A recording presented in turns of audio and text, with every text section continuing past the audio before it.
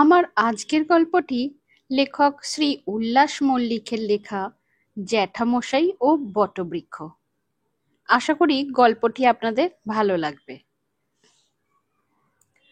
সকালবেলা ঘুম ভাঙতেই শুনি বাইরে গন্ডগোল। মনে হচ্ছে কিছু একটা গুলতানি লেগেছে। আমাদের বাড়িতে এসব নতুন কিছু নয়, মাঝে মাঝেই লেগে যায়। কি উত্তেজনা তখন! মনে হয় ভারত অস্ট্রেলিয়া টি-20 ফাইনাল। ঘন ঘন রং বদল। তাই বাড়িতে বেশি দিন এ জাতীয় যাত্রাপালা না লাগলে মন খারাপ হয়ে যায় আমার।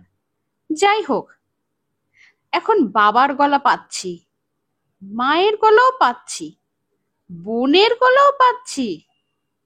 কার কি বক্তব্য বুঝতে পারছি না, কারণ যে কোনো গোলযোগের মতোই এখানেও সবাই একসঙ্গে বলার চেষ্টা করছে।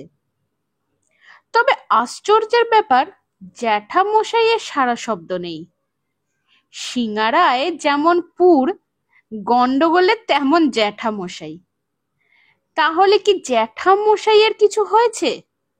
অ্যাক্সিডেন্ট বা বিপদ আপদ কিছু? ব্যাপারটা দেখার জন্য বাইরে এলাম। মনে হলো একদম খালি হাতে যাওয়া উচিত নয়। হতেই পারে গন্ডগোলের পান্ডা কোনো পাকলা ষাঁড় কিংবা তাকড়াই রামছাগল। এলাকায় কদিন ধরেই এক তাকড়া রামছাগল ঘুরছে, শিং দুটো যেন বাঁকানো গুল পেরেক। রাস্তাঘাটে বেশ কয়েকজনকে ঠুসো দিয়েছে, তাদের মধ্যে দুজনকে হাসপাতালেও নিয়ে যেতে হয়েছে। তাই সবকিছু বিবেচনা করে ঘরের কোণে রাখা ক্রিকেট ব্যাটটা হাতে তুলে নিলাম। বাইরে এসে চক্ষু চড়ক গাছ। একতলা সানসেটে জুবুথুবু হয়ে বসে আছেন জ্যাঠামশাই। একটা মই সানসেটে লাগানো, বোঝাই যাচ্ছে এই মই বেয়েই উত্থান তাঁর। মইটা সম্ভবত পাড়ার বলাই জ্যাঠাদের, ওদের টালির চালের বাড়ি। দেখেছি কালো রঙের একটা মই বেয়ে প্রায় বলাই জেঠু চালে উঠছেন। ব্যাট হাতে আমাকে দেখেই হাউমাউ করে উঠলেন জ্যাঠামশাই। বললেন, পিকলু, আমার এই অবস্থায় তুই খেলতে চললি? তোকে আমি কত ভালোবাসি। বাজারে গেলে লুকিয়ে তোকে ফুচকা আইসক্রিম খাওয়াই, এই তার প্রতিদান। আজ তুই ফার্স্ট বলেই বোল্ড হবি। আমি বললাম, না না, আমি কোথাও খেলতে যাচ্ছি না, ব্যাটটা আমি তোমার কথা ভেবেই নিয়ে এলাম।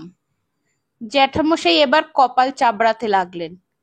বললেন, তুই কি করে ভাবলি আমি এই সানসেটে ক্রিকেট খেলবো? আমার কি তোর বাবার মতো মাথা খারাপ হয়ে গেছে? বাবা বললেন, লও ঠেলা। আমি প্রসঙ্গ ঘোরানোর জন্য বললাম, আপনি উপরে উঠতে গেলেন কেন?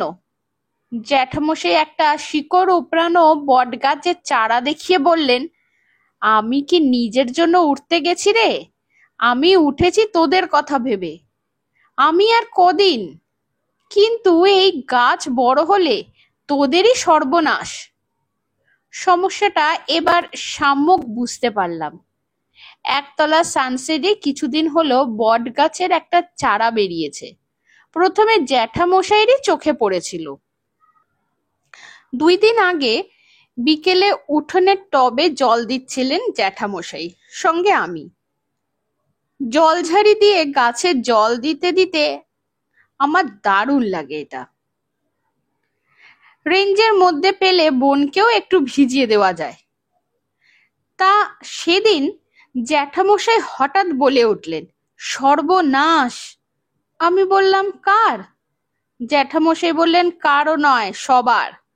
আমি বললাম, কেন? জ্যাঠামশাই বললেন, বট গাছ। আমি বললাম, কোথায়? জ্যাঠামশাই বললেন, ওই তো সানসেটের উপর। আমি বললাম, কোথায়? দেখতে পাচ্ছি না তো। জ্যাঠামশাই বললেন, কি মুশকিল, অন্ধ নাকি? বড়দের এই এক সমস্যা, তারা সবাইকে সমবয়সী ভাবে। পরীক্ষায় অঙ্ক ভুল করে এলে বলে, আরে এই অঙ্কটা পারলি না, খুবই তো সহজ। প্রথম কথা, পরীক্ষায় সহজ অঙ্ক কোনোদিনই আসে না। স্যারদের কাজই হচ্ছে সহজ অঙ্কগুলোকে অযথা পাকিয়ে পেঁচিয়ে জটিল করা। জটিল করতে করতে ক্লান্ত হয়ে গেলে পাড়া প্রতিবেশীর সাহায্য নেন তারা। তারা যদি জটিল করে দেয়, তারপর সেগুলো পরীক্ষায় ফেলে। এখন আমার মাথা সবে জ্যাঠামশাইয়ের ভুঁড়ি টপকেছে। এটা জ্যাঠামশাইয়ের খেয়াল নেই, তিনি ধরেই নিলেন তিনি যা দেখতে পাচ্ছেন আমিও পাবো। আমার দৃষ্টি যে সানসেটে ধাক্কা খাচ্ছে সে খেয়াল নেই। জ্যাঠামশাইকে বললাম সমস্যার কথা। জ্যাঠামশাই তখন আমার কোমর ধরে জাগিয়ে তুললেন। কাতুকুতু লাগছিল আমার খুব। ওরই মধ্যে দেখে নিলাম ফুটখানেক লম্বা একটা বট গাছ দেওয়ালে আর সানসেটের খাঁজ থেকে উঁকি ঝুঁকি মারছে। বট গাছ দেখে আনন্দই হলো আমার। আমার বহু দিনের ইচ্ছে, উঠোনে একটা বট গাছ বসাবো। বট গাছের সঙ্গে ঘুড়ির একটা গুড রিলেশন আছে। ঘুড়ি দেখলেই বট গাছ হাত বাড়িয়ে ধরে নেয়। কত ঘুড়ি ঝুলে থাকে বট গাছে, উঁচু বলে পারতে পারি না। উঠানে বট গাছ হলে ছাদে উঠে হাত বাড়িয়ে পেরে নেব। তাই আমি বললাম, জেঠু, গাছপালা তো ভালো জিনিস, আমাদের অক্সিজেন দেয়। তুমি তো কত গাছ বসিয়েছ, জল দিচ্ছ, তাহলে? জ্যাঠামশাই কপাল চাপড়ে বললেন, হায় রে বুদ্ধির ঢেকি, তোর উপর আমার অনেক আশা ছিল, তুই ডুবিয়ে ছাড়বি। উঠোনে বট গাছ, এরপর তো বলবি অ্যাকুয়ারিয়ামে তিমি মাছ পুষবো। শোন, ফুল গাছ আর বট গাছ এক গোত্রের নয়, দুটো শেষ গাছ থাকলেও নয়। যেমন টিনের চাল আর ভাতের চাল, গাছের ডাল আর মুসুর ডাল। বট গাছ এক মারাত্মক জিনিস। এর ক্যারেক্টার হলো ছুঁচ হয়ে ঢুকে ফাল হয়ে বেরোনো। তখন সে হয়ে যাবে বটবৃক্ষ। বাইরে যেমন বাড়বে, ভেতরে তেমনই শিকড় চালিয়ে দেবে, দেওয়াল টেওয়াল সব ফাটিয়ে দেবে। তাই দিস শিশু বটবৃক্ষ should be nipped in the bud. অঙ্কুরেই নিকাশ করতে হবে এই মর্কটটাকে। করতে তো হবে, কিন্তু করবে কে? জায়গাটা বেয়ারা, উপরে উঠতে হবে আগে, তারপর গাছের ব্যবস্থা। জ্যাঠামশাই বললেন, একটা মই হলে আমি চেষ্টা করতে পারি, আগে একটা মই চাই। বাবা বললেন, আর একটা অ্যাম্বুলেন্স। জ্যাঠামশাই ভুরু কুচকে বললেন, অ্যাম্বুলেন্স ওয়াই? বাবা বললেন, তোমার জন্য। ওই চেহারায় পড়ে গিয়ে হাত পা ভাঙলে অ্যাম্বুলেন্সই ভরসা। অবশ্য মাটি থেকে অ্যাম্বুলেন্সে তোলার জন্য একটা ক্রেনও লাগতে পারে। জ্যাঠামশাই বললেন, অবনী, মানুষকে আন্ডার এস্টিমেট করা তোমার স্বভাব। পঙ্গু যদি গিরি লঙ্ঘন করতে পারে, আমি কেন মইবে সানসেটে লঙ্ঘন করতে পারবো না? তাছাড়া এ মাসে আমি 3.5 কেজি ওয়েট কমিয়েছি। বাবা বললেন, কোথা থেকে করালেন দাদা? গুলকয়লার দোকান থেকে? বাটখারা ঠিক ছিল? জ্যাঠামশাই বললেন, আরে না না, ওয়েট মেশিনে। বাবা বললেন, দাদা, তোমার নিশ্চয়ই মনে আছে, আমরা দুজনে একবার হাওড়া স্টেশনে ওজন মাপিয়েছিলাম। প্রথমে আমি উঠলাম, ওজন লেখা টিকিট বেরিয়ে এলো, তারপর তুমি উঠলে। মেশিনের ভেতর থেকে গো গো ফুট ফাট চ্যাং ঝ্যাং শব্দ শুরু হতে লাগলো। একটু পরে টিকিট বেরোনোর স্লট দিয়ে একটা চিরকুট বেরিয়ে এলো। তাতে কি লেখা ছিল?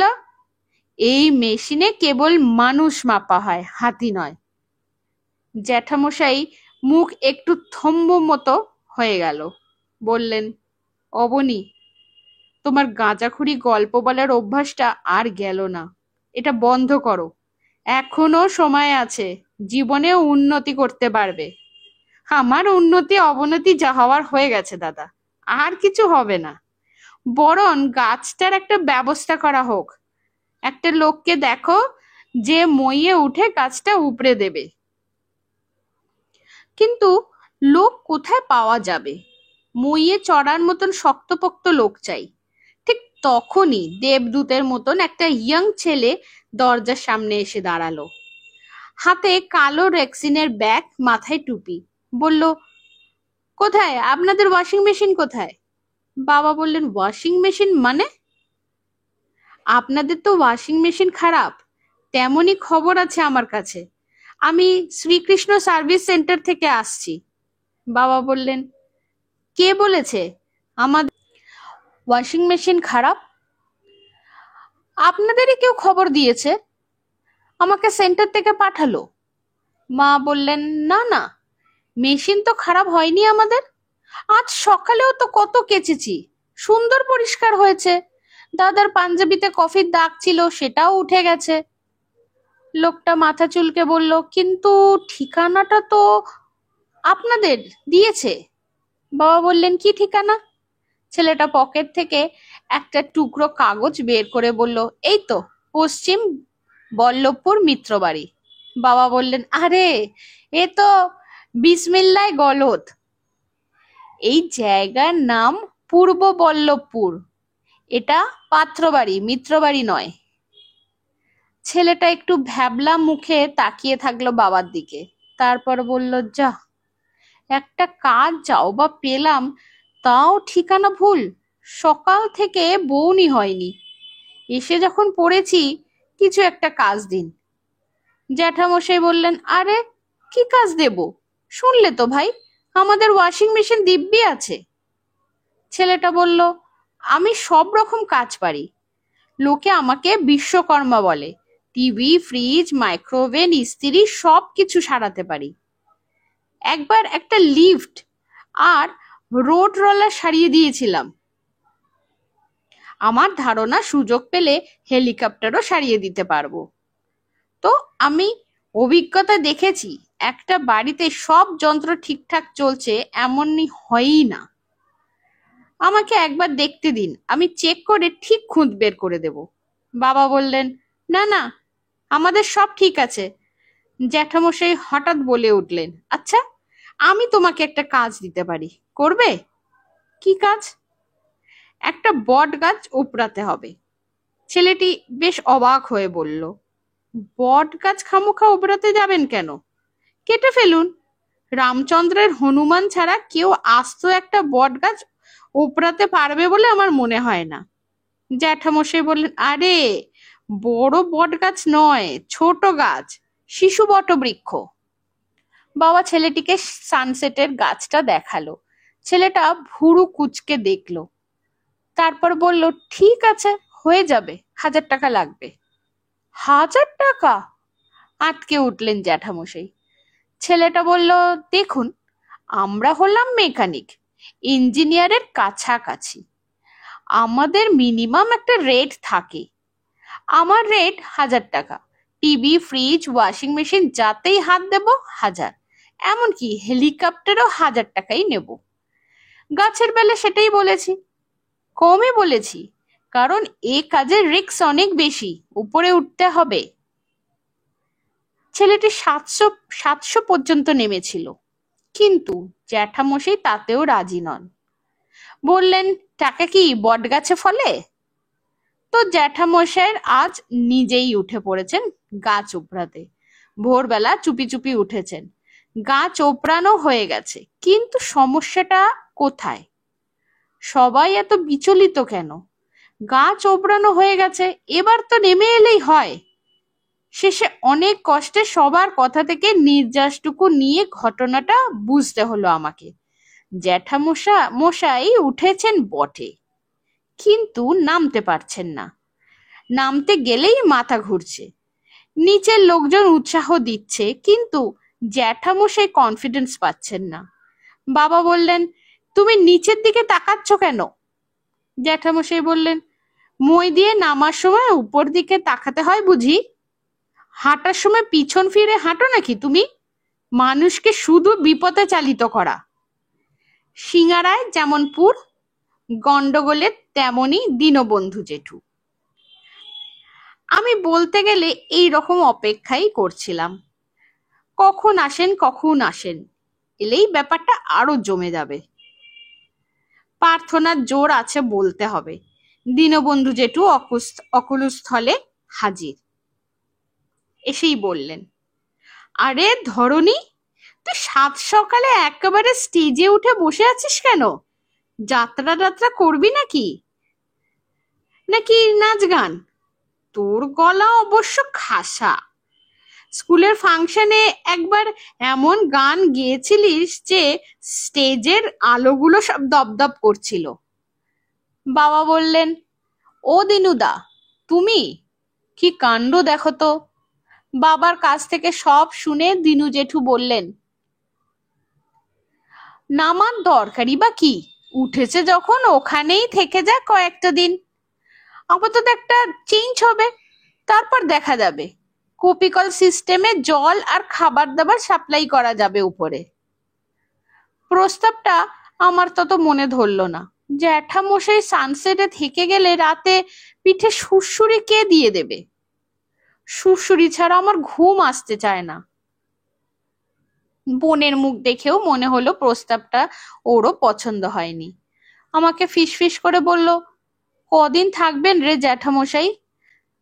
আজ বিকেলে হার আর চুড়ি কিনে দেবেন বলেছিলেন আমাকে। বাবা বললেন, কিন্তু দিনুদা, দাদার তো পাশ বালিশ ছাড়া ঘুম হয় না। অত সরু জায়গায় পাশ বালিশ রাখবে কোথায়? শেষে দেখা গেল পাশ বালিশ উপরে, দাদা নিচে ধপাস। দীনবন্ধু জেঠু বললেন, তাই তো, অত উপর থেকে পড়লে চোট লেগে যেতে পারে। আচ্ছা, এক কাজ করা যাক, খেরোহাটা থেকে কয়েক আঁটি খড় কিনে বিছিয়ে দেওয়া হোক, পড়লে খড়ের উপর পড়বে। বাবা বললেন, দারুণ আইডিয়া। জ্যাঠামশাই বললেন, আহা, কি আহ্লাদের কথা, দারুণ আইডিয়া। বলি, এই প্রচন্ড মশার মধ্যে ঘুমোবো কি করে? রাতে তো ঝাঁক ঝাঁক রক্তচোষা শিকারের সন্ধান বেরিয়ে পড়বে ওরা। বাবা বললেন, ঠিক কথা, মশা একটা ফ্যাক্টর, কিন্তু ওই জায়গায় মশারি টাঙানো খুব কঠিন। দীনবন্ধু জেঠু বলে উঠলেন, অবনী, তোমার যেমন বুদ্ধি, মশারি টাঙালে তো ও পড়বে না, মশারিতে আটকে ঝুলে থাকবে, তখন আবার অন্য ফ্যাচাং। দীনবন্ধু জেঠুর বুদ্ধি দেখে আমি তাজ্জব। মনে হলো উনি একটু চেষ্টা করলেই পাইলট বা ডুবো জাহাজের ক্যাপ্টেন হতে পারতেন। বাবা বললেন, তাহলে? দীনবন্ধু জেঠু বললেন, ভাবতে হবে। বাবা বললেন, পায়ের কাছে আর মাথার কাছে একটা করে মসকিউটো কয়েল জেলে দিই তাহলে। দীনবন্ধু জেঠু বললেন, গুড আইডিয়া। জ্যাঠামশাই বললেন, ওরে বাবা, ওই ধূপের গন্ধে আমার মাথা ধরে যায়। দীনবন্ধু জেঠু বললেন, ওহো, তুই একটা পিস বটে। এটায় মাথা ঘুরে, ওটায় মাথা ধরে, হয় মাথা ফেলে দে, নয় ভালো একটা মেকানিক দেখে মাথাটা সার্ভিস করিয়ে নে। আমার জানা ভালো মেকানিক আছে। জ্যাঠামশাই বললেন, তুই কি তাকে দিয়ে সার্ভিস করাস? ব্যাপারটা বেয়ারার দিকে যাচ্ছে বলেই বোধহয় বাবা বলে উঠলেন, আচ্ছা, মাথা ঘোরার তো ওষুধ পাওয়া যায়, দাদাকে খাইয়ে দিলে হয় না? জ্যাঠামশাই বললেন, যা বাবা, শুধু শুধু ওষুধ খাবো? বাবা বললেন, আরে শুধু শুধু কোথায়, মাথা তো তোমার ঘুরছেই, শিবু ডাক্তার মাথা ঘোরার ভালো ওষুধ দেয়। জ্যাঠামশাই বললেন, তাহলে তাই নিয়ে আয়। কিন্তু ওষুধ আনতে যাওয়ার আগে বলাই জেঠু হাজির। বললেন, তাই বলি, সকালে উঠে দেখি মই নেই, ভাবলাম চুরি গেছে বুঝি। আমার তো মাথায় হাত, বড় জামাই আসবে একটু পরে, লাউ চিংড়ি খাবে বলেছে, কিন্তু মই না হলে চালের লাউ পারবো কি করে? মইটা কাঁধে নিয়ে বলাই জেঠু চলে গেলেন। সেদিকে তাকিয়ে জ্যাঠামশাই এমন হায় হায় করে উঠলেন যেন মই নয়, বলাই জেঠু গুপ্তধন নিয়ে পালাচ্ছেন। চঞ্চল ডাক্তারবাবুর চেম্বারে আগেও এসেছি আমি। মানুষটাকে বেশ লাগে, মিষ্টি ওষুধ দেন। নাম চঞ্চল হলে কি হবে? আদতে মানুষটা খুব ধীর স্থির, প্রচুর প্রশ্ন করেন রোগীকে, উত্তর শোনার সময় চোখ বুজে থাকেন। দীনবন্ধু জেঠু একটু উত্তেজিত হয়ে ডাক্তারবাবুকে বললেন, ডাক্তারবাবু, একটু মাথা ঘোরার ওষুধ দিতে হবে। ডাক্তারবাবু বললেন, পেশেন্ট কে? দীনবন্ধু জেঠু বললেন, আমার বন্ধু ধরণী। ডাক্তারবাবু বললেন, তিনি কোথায়? দীনবন্ধু জেঠু ঘটনা আদ্যোপান্ত বলে গেলেন ডাক্তারবাবুকে। ডাক্তারবাবু বললেন, কিন্তু আমার তো কিছু প্রশ্ন ছিল। দীনবন্ধু জেঠু বললেন, ও আমার ছেলেবেলার বন্ধু। আমি ওর নারী নক্ষত্র জানি, এমনকি ও নিজে যেটা জানে না সেটাও জানি। যেমন ধরুন, ঘুমের ঘোরে মাঝে মাঝে বিছানায় উঠে বসে, তারপর 3 বার হাততালি দিয়ে আবার শুয়ে পড়ে। এটা সত্যি, কিন্তু ও স্বীকার করে না। ডাক্তারবাবু প্রশ্ন শুরু করলেন, গরম খেতে ভালোবাসে না ঠান্ডা? গভীর ঘুম নাকি হালকা? মিষ্টি না টক নাকি ঝাল? রাতে দাঁত কিরমির করে কি না, ইত্যাদি। দীনবন্ধু জেঠু ঝটপট উত্তর দিয়ে দিলেন। ডাক্তারবাবু সন্তুষ্ট, বললেন, শেষ প্রশ্ন, মাথা যে ঘুরছে ক্লকওয়াইজ না অ্যান্টি ক্লকওয়াইজ? এবার দীনবন্ধু জেঠু একটু থতমত খেয়ে গেলেন, বললেন, মানে? মানে মাথা ঘড়ির কাঁটার দিকে ঘুরছে না উল্টো দিকে? দীনবন্ধু জেঠু খুব অসহায় গলায় বললেন, সেটা তো জানি না। ডাক্তারবাবু ঘাড় নাড়তে নাড়তে বললেন, ওটাই তো আসল রোগ, আমি প্রায় ধরেই ফেলেছি, এটা জেনে গেলেই ওষুধ দিয়ে দেব। দীনবন্ধু জেঠু আমাকে বললেন, যা পিকলু, তুই দৌড়ে গিয়ে জেনে আয় ধরণীর কাছ থেকে। অগত্যা দৌড়ে এলাম বাড়িতে। দেখলাম এর মধ্যে পাড়ার অনেকেই উঠোনে ভিড় করেছে। নানা জনের নানা উপদেশ, কেউ বলছে দমকল ডাক, কেউ বলছে ঝাঁপ মারুন। যোগেন দাদু বললেন, আরে এত কথার কি আছে, একটা মোটা দড়ি ছুঁড়ে দিলেই তো হয়, ধরনী দড়ি ধরে নিচে নেমে আসবে। কয়েকজন সমস্বরে বলে উঠল, ঠিক ঠিক, এত সহজ উপায় থাকতে। ভিড়ের মধ্যে থেকে কেউ একজন বলে উঠল, এর জন্যই বলে মরা হাতেই লাখ টাকা। যোগেন দাদু হুমকার দিয়ে উঠলেন, কে কে বললো কথাটা? আমি হাতি? আমি মরে গেছি? শোন, এই বয়সেও আমি 1 কিলো পাঁঠার মাংস সাবড়ে দিতে পারি। রোজ 5 মাইল হাঁটি, সুগার প্রেশার কিচ্ছু নেই, মরার কোনো ইচ্ছেই আমার নেই। পিন্টুদা ব্রাশ করতে করতে চলে এসেছে। পিন্টুদা কলেজে পড়ে, দেশ বিদেশের খবর রাখে। সে এবার বলে উঠল, আরে দড়ি দিয়ে নামানো খুব রিস্কি, দড়ি ধরে একটা টানাটানি চলে। অনেক সময় দেখা যায় টানাটানির সময় উপরের লোক নিচে নামলো না, কিন্তু নিচের লোক উপরে উঠে গেল। সবাই বলল, ঠিক ঠিক, হতেই পারে, খুব সম্ভব। এর মধ্যেই আমাকে দেখতে পেলেন জ্যাঠামশাই, চিৎকার করে বললেন, পিকলু, ওষুধের কি হলো, এনেছিস? আমি বললাম, ডাক্তারবাবু জিজ্ঞেস করলেন মাথা কিভাবে ঘুরছে, ক্লকওয়াইজ না অ্যান্টি ক্লকওয়াইজ। জ্যাঠামশাই বললেন, আমি বললাম, হ্যাঁ, এটা জানলেই ওষুধ দিয়ে দেবেন। জ্যাঠামশাই বললেন, কিন্তু আমি তো ঠিক বুঝতে পারছি না। পরেশ কাকা বললেন, সে কি ধরণীদা, নিজের মাথা নিজেই বুঝতে পারছেন না, ডাক্তার ওষুধ দেবেন কি করে? বাইরে থেকে দেখে এটা বোঝা যায় না, এটা আপনাকেই বুঝতে হবে। কিছুক্ষণ চোখ বুজে থাকেন জ্যাঠামশাই, তারপর চোখ খুলে খুব হতাশ গলায় বলেন, কিছুতেই হচ্ছে না। পিন্টুদা বলল, এটা একটা অঙ্ক জেঠু, অঙ্ক কষে বের করতে হবে কিভাবে ঘুরছে। সেদিন একটা চ্যানেলে দেখলাম বেলজিয়ামের এক সাহেব এই রকম সানসেটে উঠে পড়েছিল, ডাক্তারবাবু ওষুধ দিতে পারছিলেন না, শেষে অঙ্ক কষে বের করলেন, ব্যাস ল্যাটা চুকে গেল। জ্যাঠামশাই বললেন, আমাকেও কি তাহলে অঙ্ক কষতে হবে? পিন্টুদা বললেন, সে তো বটেই জেঠু, না হলে ওষুধ কাজ করবে না তো। ততক্ষণে আমার দেরি দেখে দীনবন্ধু জেঠু চলে এসেছেন। তিনি বললেন, ধরনী করবে অঙ্ক, তাও আবার মাথা ঘোরার অঙ্ক। ওর তো অঙ্ক দেখলেই মাথা ঘুরতো। জ্যাঠামশাই বিপদ ভুলে কটমট করে তাকালেন, তারপর বললেন, অঙ্ক নিয়ে তুই এত কথা বলছিস কি করে? দিস্তে দিস্তে পাতা ফুরিয়ে যেত, কিন্তু তোর বাঁদর কোনোদিন বাঁশের মাথায় উঠতে পারলো না। পিন্টুদা বলে, যাকে ওইসব পুরোনো কাসন্দি ঘেটে লাভ নেই, বরং অঙ্কটা শুরু করে দিন।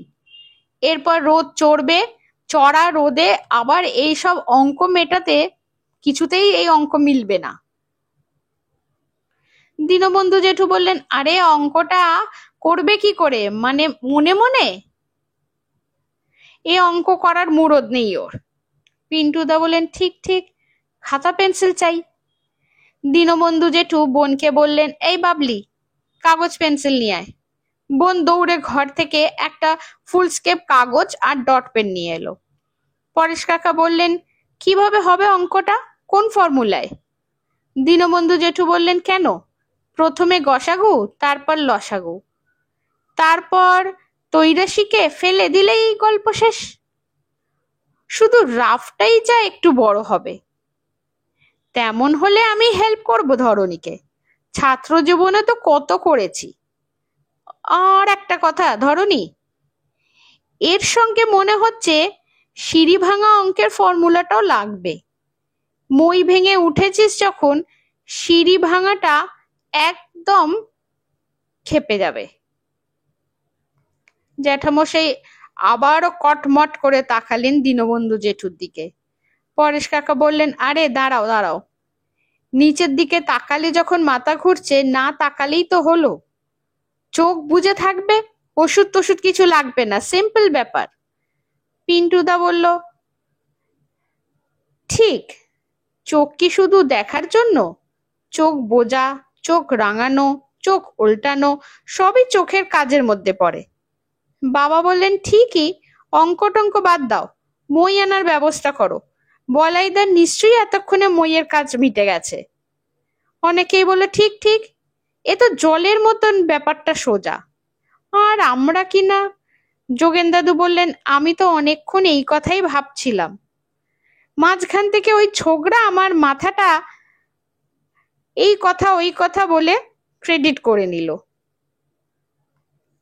তাহলে আর আমার এখানে থাকার দরকার কি? এই জন্যই বলে মানুষের ভালো করতে নেই। যোগেন দাদু গট গট করে হাঁটা দিলেন। আমরা এখন মুখুজ্জি বাড়ির উঠানে দাঁড়িয়ে হনুমানের গতিবিধি লক্ষ্য করছি। আমি, দীনবন্ধু জেঠু আর পিন্টুদা। প্রথমে বলাই জেঠুর বাড়ি গিয়েছিলাম মই আনতে, কিন্তু গিয়ে দেখলাম মই নেই।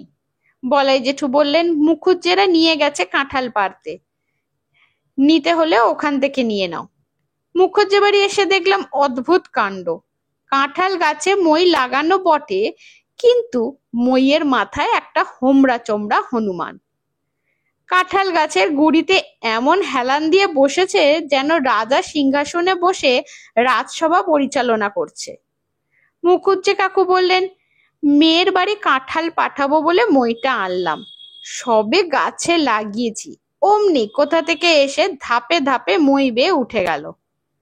দীনবন্ধু জেঠু বললেন, আশ্চর্য, হনুমান মই বেয়ে গাছে উঠল? মুখুজ্জে কাকু বললেন, একদম, এটা মনে হয় এডুকেটেড হনুমান, পেটে কিছু বিদ্যে আছে। আমি আজ পর্যন্ত কোনো হনুমানকে মই বেয়ে গাছে উঠতে দেখিনি। দীনবন্ধু জেঠু বললেন, মানুষ আর হনুমানের মধ্যে কোনো তফাতই রইল না আর। পিন্টুদা বললেন, সে তো বটেই, মানুষ থেকেই তো হনুমান এসেছে। দীনবন্ধু জেঠু বললেন, তা অবশ্য ঠিক। মুখুজ্জে কাকু বললেন, আচ্ছা, এ তথ্যটা তুমি কোথায় পেলে? পিন্টুদা বললেন, কেন, স্কুলের বিজ্ঞান বইয়ে। মুখুজ্জে কাকু বললেন, মানুষ থেকে হনুমান, না হনুমান থেকে মানুষ? পিন্টুদা মাথা চুলকে বলল, এই রে, আসলে অনেকদিন আগে পড়া তো, এখন ঠিক মনে পড়ছে না। দীনবন্ধু জেঠু বললেন, ব্যাপারটা একই, জল থেকে বরফ হয়, আবার বরফ থেকে জল হয়। এখন আসল কথা, হনুমানকে তাড়াতে হবে, মইটা আমাদের খুব দরকার। মুখুজ্জে কাকু বললেন, দরকার তো আমারও, এবার মেয়ের বাড়ি একটাও কাঁঠাল পাঠানো হয়নি। দীনবন্ধু জেঠু মুখ দিয়ে হুস হাস শব্দ করলেন, হনুমানটা গ্রাহ্যই করলো না। মুখুজ্জে কাকু বললেন, আরে আপনি কাক তাড়াচ্ছেন নাকি? দীনবন্ধু জেঠু তখন হাততালি দিতে লাগলেন। হনুমানটা একবার ভুরু কুঁচকে তাকালো মাত্র। মুখুজ্জে কাকু বললেন, এ তো পায়রা তাড়াচ্ছেন দিনুদা। আমাদের কাজ কিন্তু পায়রা ওড়ানো নয়, হনুমান তাড়ানো। হনুমানের লম্বা লেজটা ঝুলছিল। পিন্টুদা বলল, লেজটা টেনে দিলে হয় না? দীনবন্ধু জেঠু বললেন, খবরদার, লেজে হাত দিলে ওরা ভয়ানক হয়ে ওঠে, একেবারে লঙ্কা কাণ্ড। মুখুজ্জে কাকু বললেন, তা হলে? দীনবন্ধু জেঠু বললেন, মনে হচ্ছে হনুমানটারও ধরনী সিনড্রোম দেখা দিয়েছে। মই বেশ ওপরে উঠেছে, কিন্তু নামতে পারছে না, নিচের দিকে তাকালেই মাথা ঘুরছে। আমি বললাম, তাহলে ওর উচিত চোখ বন্ধ করে নিচে নেমে আসা। দীনবন্ধু জেঠু বললেন, কিন্তু কথাটা ওকে বোঝাবে কে? ও তো বাংলা বোঝে বলে মনে হচ্ছে না। আমি বললাম, হনুমানের ভাষা কি?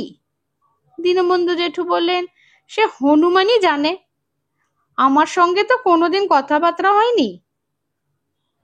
পিন্টুদা তখনও খালি হাতে ঢিল ছোড়ার একটা ভঙ্গি করে, খ্যাক খ্যাক করে দাঁত খিচিয়ে ওঠে হনুমানটা। দীনবন্ধু জেঠু আতঙ্কে 3 পা পিছিয়ে যায়, বলে, দরকার নেই বাবা মই, এ ব্যাটা মনে হচ্ছে ঝাঁপিয়ে পড়ে ঘাড় মটকে দেবে, চলো চলো, অন্য রাস্তা দেখতে হবে। ফিরে এসে দেখলাম ব্যাপারটা আরো পেকে গেছে।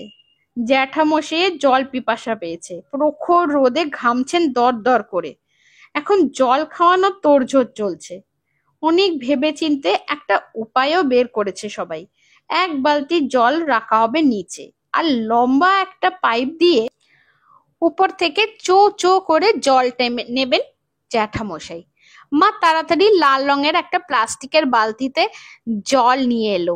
পরেশ কাকা বললেন, বৌদি, ধরণীদা যেভাবে ঘামছেন মনে হচ্ছে ডিহাইড্রেশন হয়ে গেছে, জলে আপনি একটু নুন চিনি মিশিয়ে দিন। মা বলল, নুন চিনি? হ্যাঁ, এই গরমে নুন চিনির জল খুব দরকার, না হলে অজ্ঞান টজ্ঞান হয়ে যেতে পারেন। মা চিনি আর নুনের কৌটো নিয়ে এলো রান্নাঘর থেকে। জল তো কম নয়, 1 বালতি, তাই পরেশ কাকার নির্দেশ মতো 8 কৌটো চিনি দেওয়া হলো, তার আর কয়েক চামচ নুন। বোন রান্নাঘর থেকে হাতা নিয়ে এসে নাড়তে লাগলো, মনে হলো যেন খিচুড়ি রান্না হচ্ছে। হঠাৎ পিন্টুদা মাকে বলল, আচ্ছা কাকিমা, সিরাপ টিরাপ কিছু নেই বাড়িতে? মা বলল, গ্রিন ম্যাঙ্গো আছে একটা, নিয়ে আসুন না, এতে একটু সিরাপ পড়লে পুরো শরবত হয়ে যাবে, এই গরমে উনি খেয়েও তৃপ্তি পাবেন। মা ফ্রিজ থেকে সিরাপের বোতল নিয়ে এলেন। পিন্টুদা মায়ের হাত থেকে বোতল নিয়ে প্রায় অর্ধেক সিরাপ ঢেলে দিল বালতিতে। তারপর বোনের হাত থেকে হাতাটা নিয়ে নাড়তে নাড়তে অদ্ভুত এক কাণ্ড করলো। 1 হাতা শরবত নিয়ে আলগোছা ঢেলে দিল মুখে। সবাই সমস্বরে বলে উঠল, একই একই। পিন্টুদা বললেন, আরে টেস্ট করছি। সবাই বলল, কেমন কেমন? পিন্টুদা বলল, 1 হাতায় ঠিক বুঝতে পারলাম না, বলে আরো 1 হাতা শরবত খেয়ে নিল সে। সবাই আবার বলে উঠল, কেমন কেমন? পিন্টুদা বলল, মোটামুটি। দীনবন্ধু জেঠু দেখি দেখি বলে এগিয়ে এলেন। তারপর পিন্টুদার হাত থেকে হাতা নিয়ে পরপর 2 হাতা শরবত টেস্ট করলেন। বললেন, ঠিকই আছে, তবে আর একটু মিষ্টি হলে আরো ভালো হতো। ধরনী একটু বেশি মিষ্টি পছন্দ করে। বৌমা, আর 2 চামচ চিনি দাও। আবার 2 চামচ চিনি দিল মা। তখন আবার 2 হাতা খেলেন দীনবন্ধু জেঠু। পরেশ কাকা বললেন, ঠিক আছে, এবার দেখি একটু।